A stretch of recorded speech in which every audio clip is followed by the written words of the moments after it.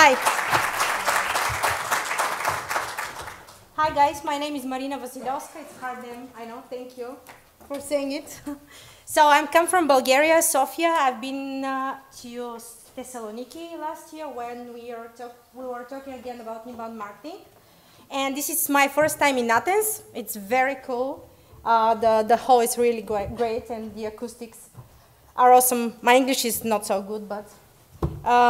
so, before we move on to the trends, I would like to tell you a little story. Sorry, next to the mic? Okay. No movement for me. In 2012, Nike, who are known for their progressive marketing pretty much, hired two guys, Casey Neistat and Max Joseph. Actually, they hired just Casey, who were at the time already made 2 commercials for them. He's a YouTube personality, a big one, I would say, and also a video producer.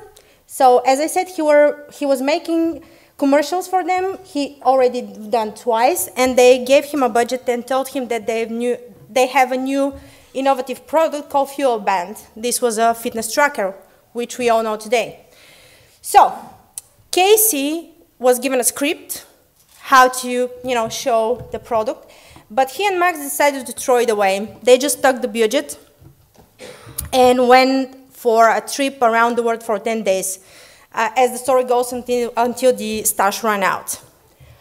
This was actually, well, we don't know it for sure how the negotiations went with Nike, but what we know is that at the time, this was like 7 years ago, this video made over 5 million views.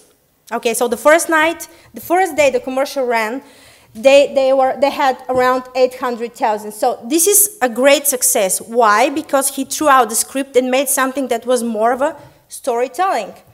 We hear all the time about storytelling, but we don't always know what it is. And this is Casey showcasing it as it is. He wanted to tell a story of the video called Make It Count, and he did make it count for the entire budget. So what we are trying to do with inbound marketing, and I don't know how many of you already do inbound marketing. Do you guys do inbound marketing, or just how many? How many? Okay, quite a few. Okay, so for the rest of you, I would definitely suggest that you maybe Google it a little bit. Or my personal favorite company where I actually learned about inbound marketing is HubSpot. I talk about them all the time. They don't pay me, but I'm a very big fan, and they are showcasing their own approach very wisely, because they are talking about how you can attract customers through educating them, and this is what they do. So they've grown their company into a $1 billion industry in over maybe 13 years.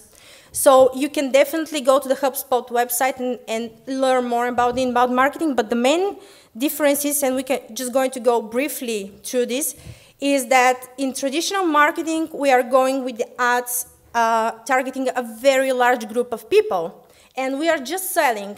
While when we are talking about inbound marketing, as I said, the main difference is that you are going to communicate with your customer more often than not, and you're going to educate them, and you are going to give them value. It's a very customer-centric approach. So when the customer is ready to come to you, he's already a person ready to buy in most cases. You still are going to have to convert, but it's a different thing than just running an ad on the TV. So this is one of the HubSpot reports called State of Inbound. This is from 2018. As you can see, this is a survey going through over 6,000 agencies and marketeers. So they want to showcase what the state of inbound marketing is and how people, using this methodology are doing. And as you can see, in 2018, over 50% of people reported that they experience a very high ROI from using the inbound, which means that when your strategy is centered around the customer usually appreciates it. So, they're obviously going to buy more. And not only, this is my personal opinion, but I think that you can easily see how creating content is going to be a much more long-lasting than just simply putting an ad, even an entire campaign, you know. So usually when we are talking about inbound marketing, there is always some kind of content involved, and from this the ROI will always be higher.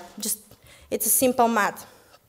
So this is another let's say stat from the same report. As you can see, this is another part of the survey where marketers were asked to show where their priorities are going to be focused for the next 12 months.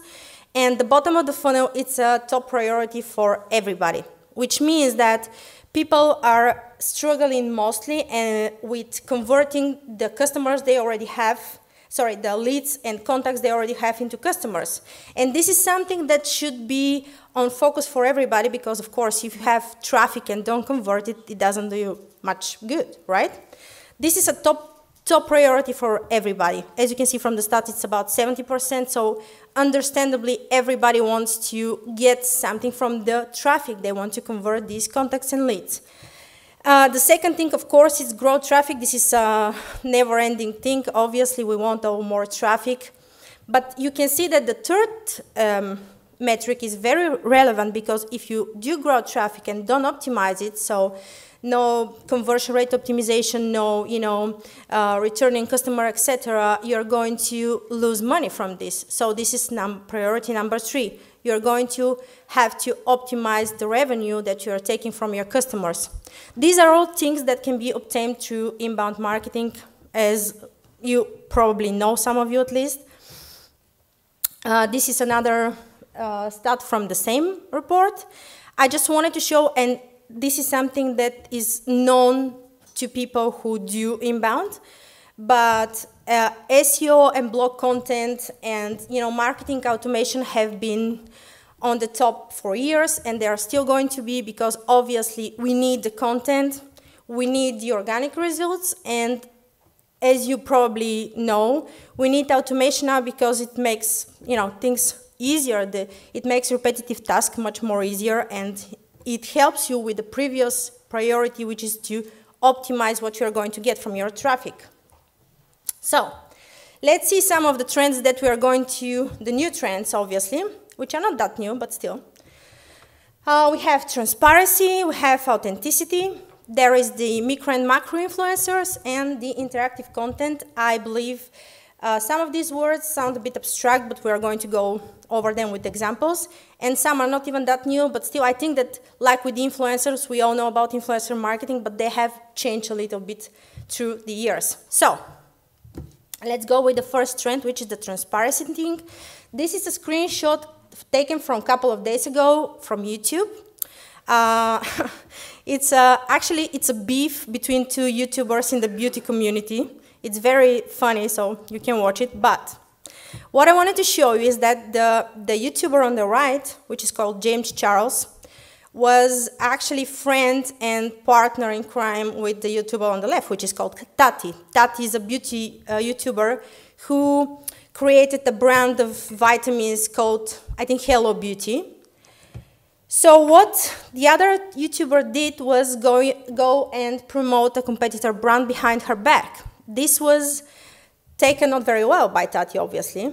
So she called him out on this. So she made a video. She was very disappointed. And it was very much an issue of transparency, because the first time James Charles addresses the public, he was not very transparent about what happened. He just invented a very silly story which nobody believed.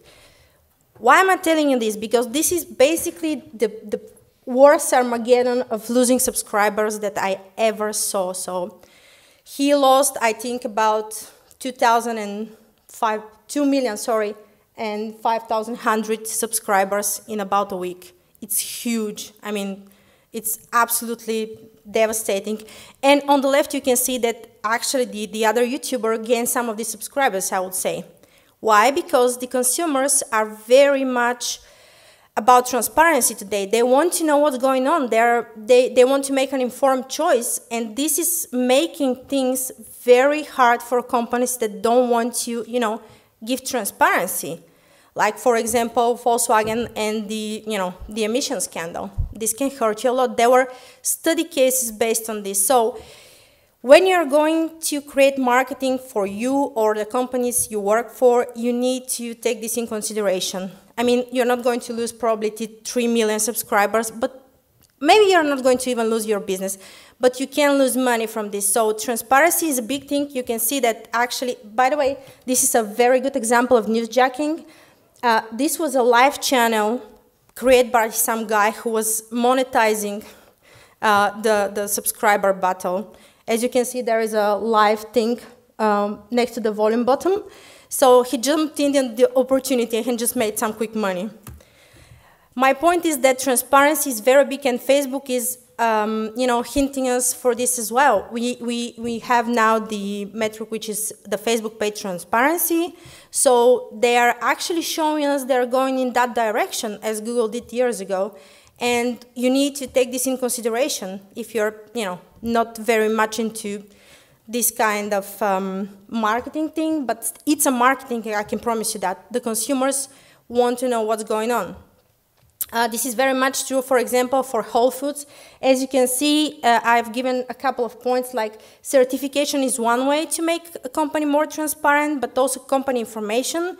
So Whole Foods are now very transparent about the GMO, that they have the GMO food they have, but they were hit with a scandal and actually a lawsuit, so they learned the hard way how valuable transparency can be. They are now leading, I think they're going to be the first company with 100% transparency in regards to GMO food, and because they are, targeting people who want organic and generally natural food, they know that this is information very valuable to their target audience.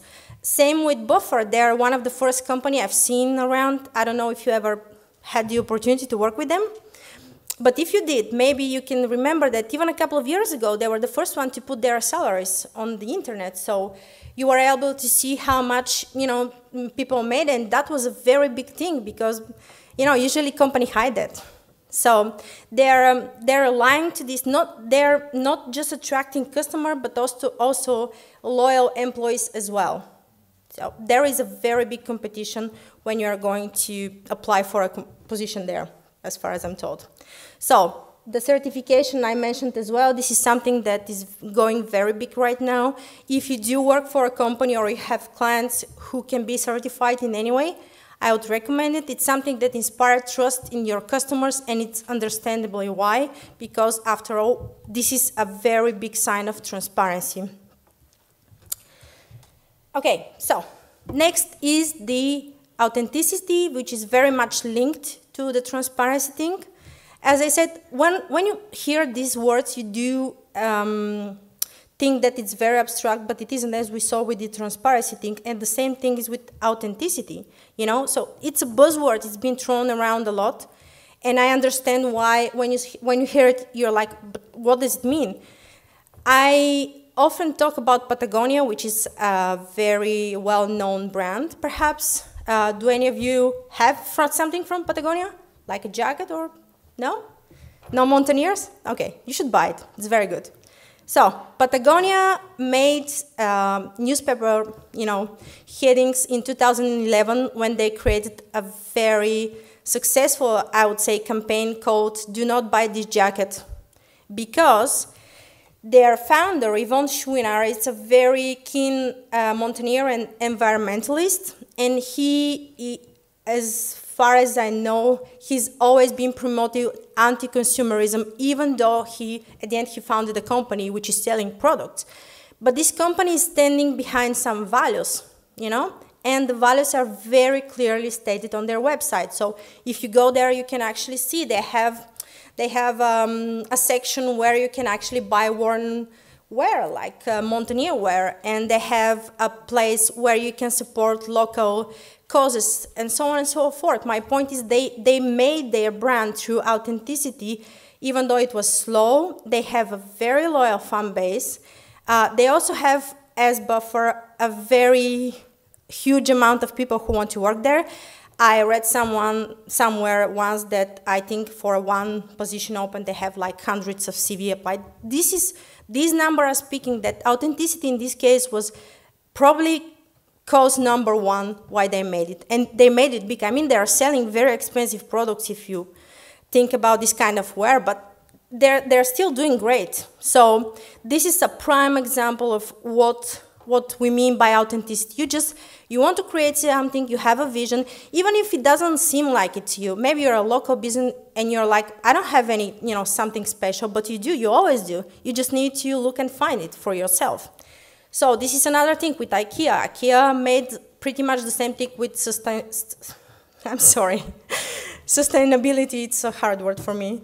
I'm a big fan, by the way, for it. So I do like sustainable items. I think many people do. Again, we are coming back to the consumers who do want not just transparency, but an informed choice. They do want to protect the environment. They don't want to buy, for example, items made by slave work, which, by the way, happened to Nike, and they handled that scandal quite well. They just decided to move out from the, factory that were doing this slavery work. So, IKEA, for example, is doing this with striving for renewable energy. They're going for organic cotton. They're going they do have also a set of values. They have a page called Planet and People. And again, it does seem a bit, markety, like tricky, but it's not. I know that this is a company that believes in what they're doing, so you can tell by their numbers, by the way consumers keep purchasing the items, that they actually have a very high loyalty to IKEA. Same thing with Etsy. I don't know if any of you have ever bought anything from Etsy. Okay, so Etsy. Etsy, it's a very cool place. It's a marketplace for handmade items, which has been around for years. I don't know if any of you have ever purchased something. They have very, very cool items. The customer of Etsy are, again, very loyal. They know why they are going there, because the only items that are allowed are either handmade or vintage. So it's kind of a guarantee. At the same time, it's a transparency and authenticity thing, because, they are telling you this is where your product came from, and also it's authentic because the person who made it is making this and only this. This is their brand. This is what they're doing. So the Etsy keeps growing. I think I don't remember the numbers, but I did see the report last year. They exploded from 2014 perhaps, because again, we have people believing in authentic items and voting with their dollars, which is a very big thing. So these are, quite large examples, but again, this can be scaled down to even small companies, local shops. For example, we just had opened the first cafe in Sofia with cats, the favorite thing of the internet, the cats, so it's called Catcotek. And I think they're going to do quite well because they actually like cats, so it's not an original idea. I think they saw it from somewhere. I know I saw it somewhere, but my point is they do have some sort of a branding thing, and also they like it. It's not just a stunt. It's not a publicity stunt. They just like it. So for me, it's a sign that something small, like a local business, can be done in a way that will place your authenticity, in front of you. So, micro-influencers and macro, for that matter. Influencer marketing is not a new thing. I think the first time I heard about it, it was 2015, 16, something like this. So I can't say it's a trend, but micro and macro influencers, that's a different thing. The difference is, guys, that the influencers are usually people with, million subscribers or more. This is when we are talking about YouTube or Instagram or Twitter, not as much, but still. We are talking about a very big following where, usually big companies were heading to this influencer because they already had a very large audience built in. So, for example, a beauty guru could have, advertised a beauty product or the vitamins or whatever to a very targeted audience in exchange to a fairly reasonable compensation. But this was actually a premise that got turned down because company so that even though the audience was quite large, the customers decided that you cannot always trust the influencers because they're, you know, they're selling their time, their space. So it's a bit weird, but the micro and macro influencers, which are people who have micro influencer have anywhere around 1,000 to 100,000 followers, and the macro are anywhere from 100,000 to 1 million. These are people who are much closer to regular people in their mind, so they're much more likely to take the advice. There was a study done from, I can't remember, I think it was an online company doing statistics, but they found in a survey of over 6,000 people, consumers online, that they are likely, 84% were likely to take a suggestion from a micro-influencer, which means that, again, we are talking about people who are closer to us, right? So they still sell their time, but they're more relatable, you know? It's not, I mean, it's not Kylie Jenner. So it's just somebody who is going to be maybe closer to you, maybe you watch it all the time. This is very, very true about Instagram and YouTube, but it can be also done in different platforms.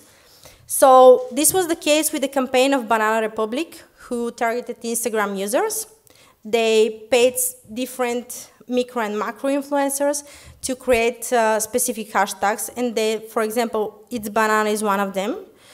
And they reported very high ROI from this because people were, you know, consumers on Instagram were very likely to follow the advice of their favorite influencer, which was micro in this case.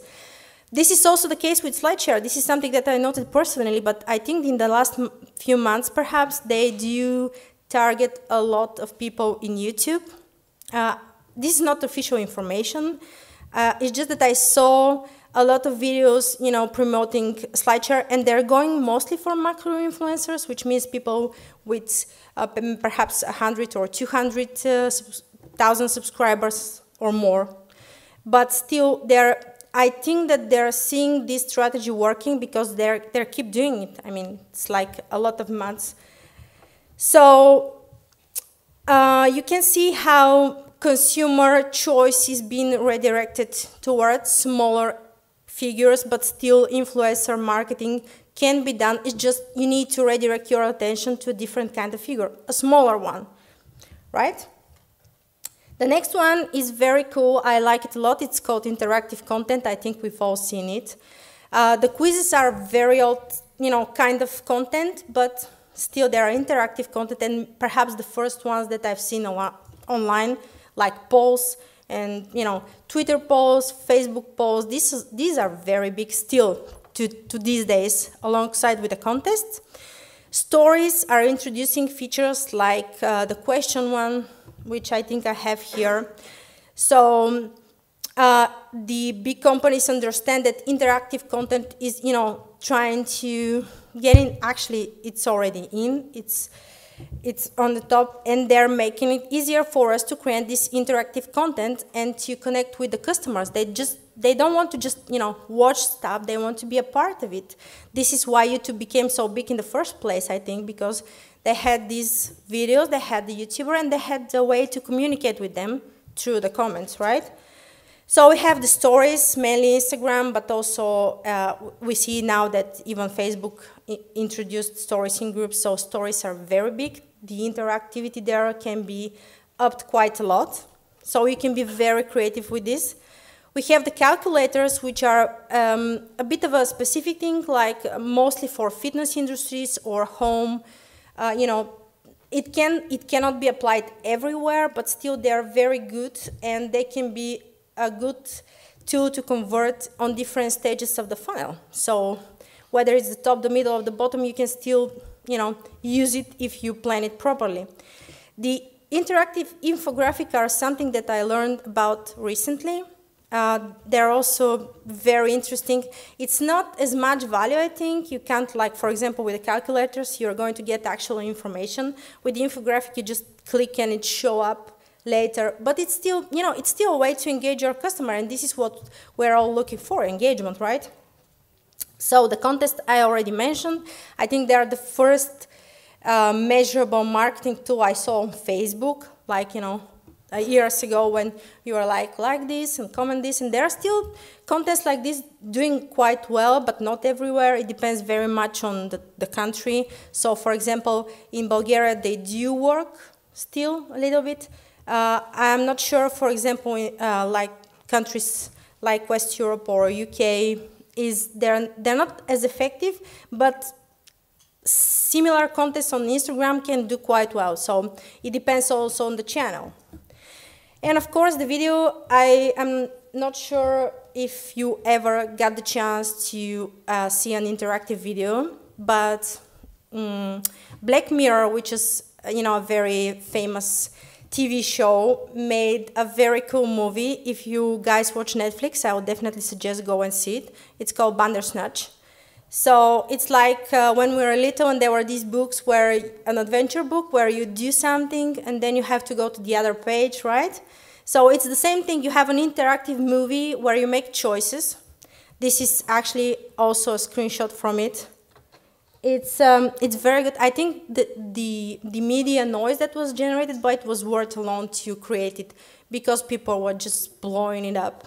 It's very interesting, and of course, users are just thrilled to see a new way to interact with movies. I mean, it's a bit revolutionary in a way, but yeah. So this is a screenshot from a calculator. As I was mentioning, it's very specific, so this is a fitness thing. But if you can use it, if you think that your business allow it, I would definitely recommend it. It's very, very, very good. So aside from Bandersnatch, there were also a video from Maybelline. I think you can Google it, especially if you're a lady. They have this very interesting interactive video where you can choose what kind of makeup you want to do. They were promoting some eyeliner, I think, and after you give your preferences, the video would go on same with this movie. It's based on your choices. So I think we are going to see more and more of this type of videos, right? Because obviously it's quite engaging. Okay, so we do have some new entries, but we also have the older ones, which are here to stay. As I mentioned, automation is a very big one. We all know it. Automation platforms like, I don't know, Mobile Monkey with the chatbots, or GetResponse, MailChimp, of course. We just launched an entire marketing platform, HubSpot, which are the basis of most of my presentations. They're all doing quite well, obviously, because marketers understand how much time can be saved, how much, the ROI can go higher because of this, and optimization in general of the processes. So if you haven't implemented any kind of automation or you're considering to do it, I would definitely, recommend you go for it. You just take your time, make some tests, but go for it, because you're going to discover that this is going to make your job so much easier. We also have storytelling, as I was saying before with the Nike thing. This is quite an old trend, but it's going to stay. Why? Because people don't want to buy products anymore. They want to buy, lifestyle. They want to buy stories. They want to understand what's going on with the product, where it came from, how was it created. So storytelling is something you need to master. There is no escape. Like from the previous talk, when it was said about the great content, that you cannot escape from it. You have to have a good content in order to rank. It's the same. You need to master the art of storytelling, because this is something that your consumers, no matter of the industry, are going to require. They just don't want to buy products anymore. That's it. Coca-Cola, I think, led the way in the 90s, with the commercial with the puffy bear. And since then, there is no way back. We're just going to have to accept that we need to tell stories. But this can be also a good thing, because every company can have a good story to tell. So this is a very creative and awesome way to communicate with your customers. And of course, the AI, we hear about it. This is something new for me as well. But, AI is getting more and more into marketing. Even the new platform of MailChimp was said to have an AI part. So whether this is going to be, I don't know, a software to track your calls, there is a keyword called tracking. So, you know, AI is going to be, I would say in the next couple of years, we're going to see very big changes just as with automation, with the exception that, of course, we won't have to rely just on ourselves. This is going to be a very big help. So if there is some sort of area in your business where you think things can be optimized, but you're not sure how, this is valid, especially when we are talking about the top and the middle of the funnel. So you're taking leads, but not sure how to nurture them or, you know, how to delight them. AI software can be of great help. So I would definitely, you know, encourage you to explore these options. Just you need to first analyze your business and see where it can be improved. Then you need to just search for the solution because it's very specific. I cannot just, you know, recommend something. It's very big. So based on your, you know, first priority needs, like for example, it was the conversion of the bottom of the funnel for 70% of the marketers. If this is the case, you need to have to look at the AI that can help you convert these customers better. And okay, so we had to wait for this, but still, this is basically what I was just saying like a couple of seconds ago, and I already said it, but still, it's a very fundamental thing, guys. So you need to implement it in all areas of your marketing. You need to know how to tell stories, because otherwise you're going to be left with customers who just don't want to buy from you because there is somebody else who is going to tell a better story. So go for it, and thank you. Thank you very much. I will make a very short one because I wonder, and then you can enjoy your coffee. Most of the things you see like around storytelling and inbound marketing, it's usually by big shot players, people who can spend a lot of money. Is there something close to it that you would suggest for you know, low-level players, small companies, even out there to say individual or something? Well, that's the thing. I don't think that that's necessarily true. I think that inbound marketing is exactly the kind of marketing that you can do if you're a, you know, a startup, if you're you know, even a freelancer or a small to medium business. This is in Thessaloniki. We were speaking that at this moment about 74%. This was last year, mind you. Of businesses, small businesses with up to, you know, 25 people, implement inbound as their main strategy in terms of marketing. Why? Because it's very cheap. I mean, it can be done cheap, of course. It can be done in a more luxurious way, like the Nike video, but also it can be done, you know, in a very cost-effective way, and it will convert. So this is how this methodology can take you to the next level, because what it requires is not as much money, but communication with your customers. So you can be, for example, transparent and at almost no cost, and you can be authentic at almost no cost. And of course, you can communicate with your customers. I wouldn't say at almost no cost, because you have to hire people to do that, but still, it's very cost effective, right? So you don't have to have tens of thousands or hundreds of dollars to create expensive campaigns.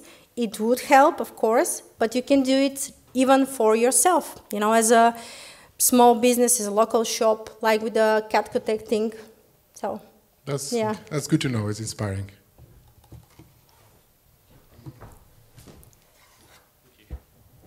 Hi. Hi. Great talk. Thank you. Thank you. I just wondered if you could give some examples of automation. If you were going to try and create more stories around your products and services, how would you implement automation to help with that? Well, automation is more about the repetitive tasks, so it's not as much, and of course, selection and optimization of process.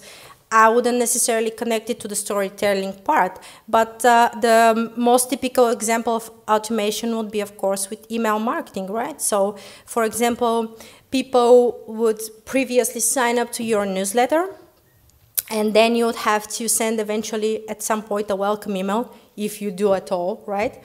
So, and now the automation can, first of all, of course, send this email for you, but not just that. This would be a very simple thing. It can actually separate your customers and segment it right away. So you can send, for example, a welcome email. Let's say that you have, what kind of business do you have?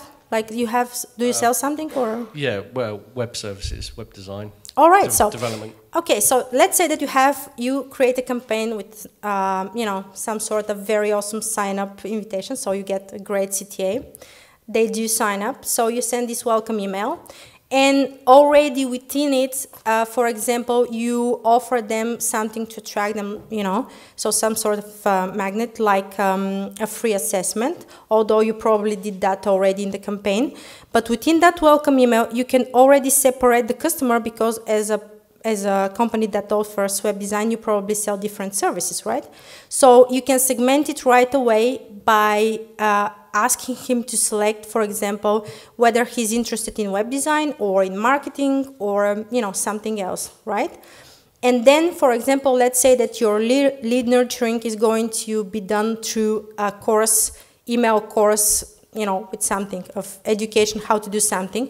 So, for example, if it's, I don't know, web design, your automation will send, let's say, 7 days course of web design best practices, right? But if he's interested in SEO, you can send the same course, I mean 7-day course, based on SEO best practices. So this is something that will require like perhaps, I don't know, 20 minutes to set up, and then it will save you hours upon hours of doing the same thing. So it's a great optimization of time, but also a great way to segment right away, you know, to optimize your processes, to probably get a better revenue from the same traffic. No, thank you. Yep. One more question.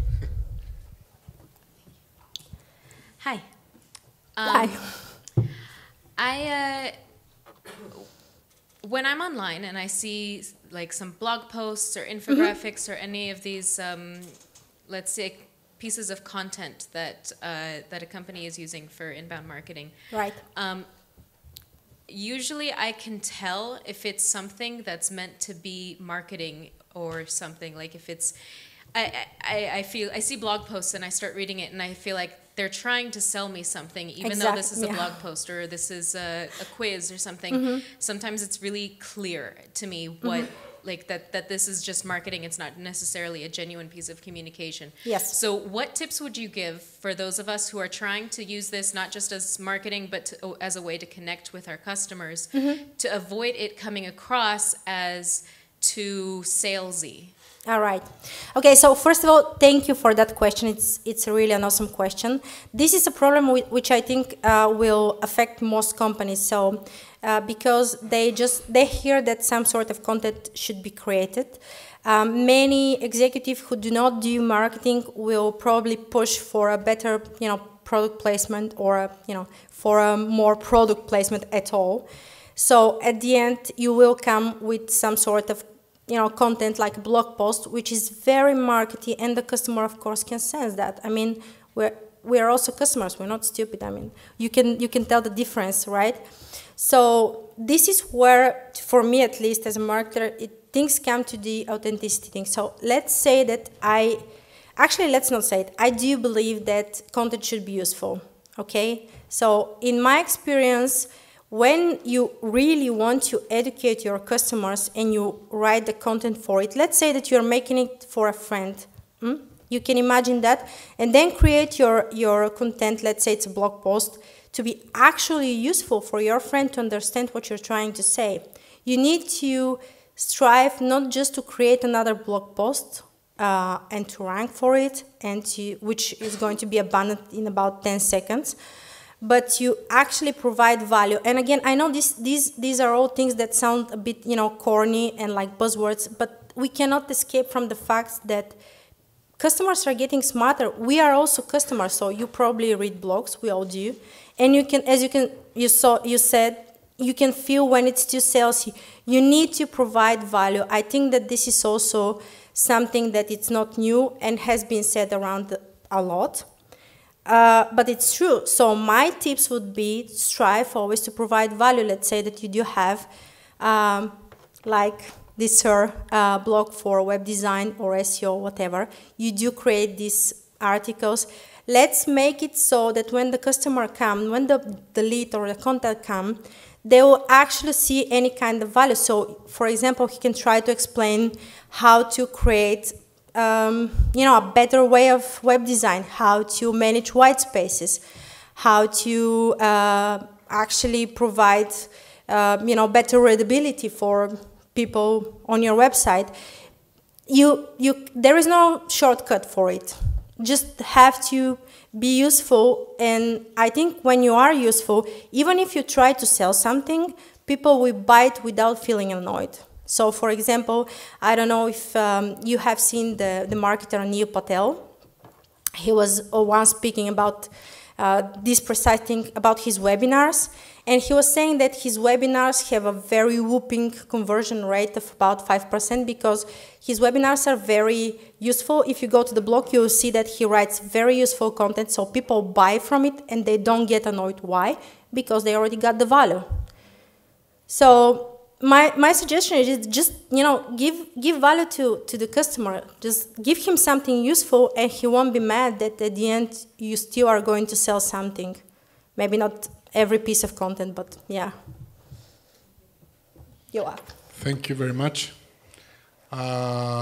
See you in 15 minutes for the next talk. And she will be around to ask any questions.